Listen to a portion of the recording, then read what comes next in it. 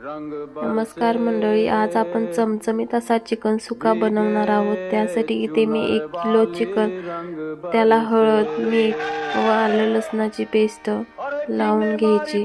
एका कढईमध्ये तीळ भाजून घ्यायचे, जिरे भाजून घ्यायचे, त्याचबरोबर खोबरे छान असं लाल रंगावरती भाजून घ्यायचे। एक कांदा बारीक चिरून घेतला, एक टोमॅटो बारीक चिरून घेतलेले, 10 ते 12 लसूण पाकळ्या, थोडीशी कोथिंबीर छान अशी भाजून घ्यायची व हे मिक्सरला बारीक करून घ्यायचं। कुकरमध्ये किंवा एका भांड्यामध्ये तेल टाकून चिकन शिजायला घालायचे।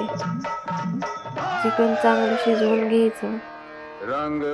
त्यानंतर एका कढईमध्ये थोडेसे तेल टाकून तयार केलेलं वाटण चांगलं तेल सुटेपर्यंत भाजून घ्यायचं व त्यामध्ये गरम मसाला, चिकन मसाला, धने पूड व लाल तिखट टाकून घ्यायचं। तेही छान तेल सुटेपर्यंत भाजून घ्यायचे व तयार केलेले शिजवलेले चिकन त्याच्यामध्ये टाकून घ्यायचे। तयार आहे आपला चिकन सुक्का।